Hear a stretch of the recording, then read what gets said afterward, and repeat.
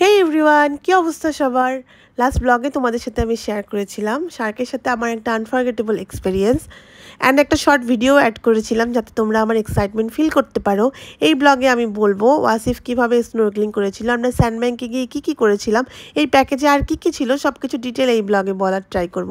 So Wasif যেহেতু swimming জানে তো ও পানিতে নেমে পড়েছিল স্নোর্কেলিং করার জন্য।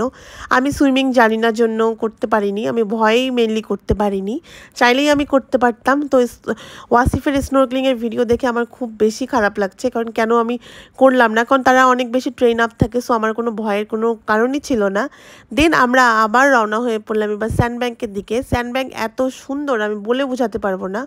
স্যান্ডব্যাঙ্কের জন্যই আমার প্যাকেজটা নেওয়া। এই প্যাকেজটা অনেক বেশি প্রিমিয়াম ছিল, কারণ স্যান্ডব্যাঙ্কও ছিল, আবার স্নোর্কেলিং ছিল, গোপ্রো শ্যুট ছিল, ড্রোন শ্যুট ছিল।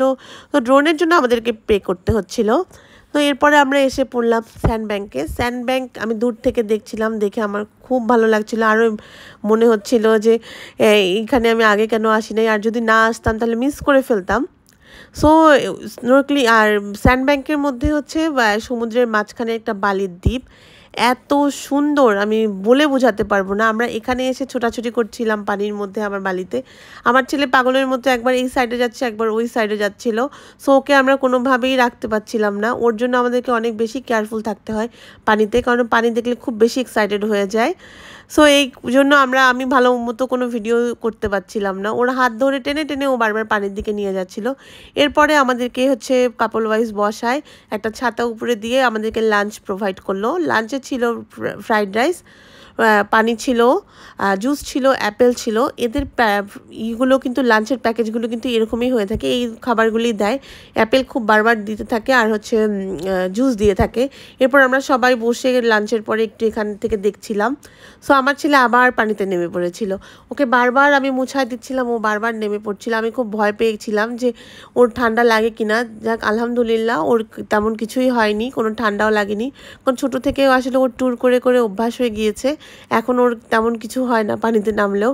সো এরপরে আমরা একটা ড্রোন শ্যুট আরেকটা নিয়েছিলাম স্যান্ডব্যাঙ্কে। এই বাবুর জন্য আমার এই স্যান্ডব্যাঙ্কের ড্রোন শ্যুটটা ভালো হয়নি, কোনো বারবার ছুটে ছুটে চলে যাচ্ছিল। সো ওর কারণে আমি ভালো মতো ভিডিও করতেই পারছিলাম না।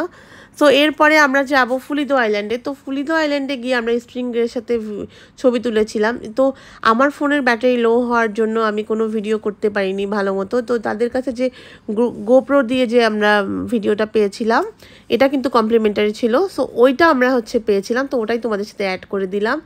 খুব ভালো লাগছিল। এখানে ভয় লাগছিল কারণটা হচ্ছে যে এদের লেজগুলি কারেন্টের মতো শক দেয় নাকি, তো এই ভয়ে আমি বেশিক্ষণ বসে থাকতে পারছিলাম না।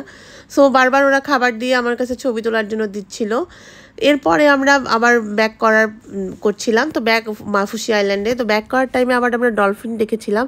সো ফোনের ব্যাটারি লো, সো দিতে পারলাম না। তো তাদের কাছে যে ড্রোন দিয়ে যে শ্যুটটা নিয়েছিল সেটা শেয়ার করলাম।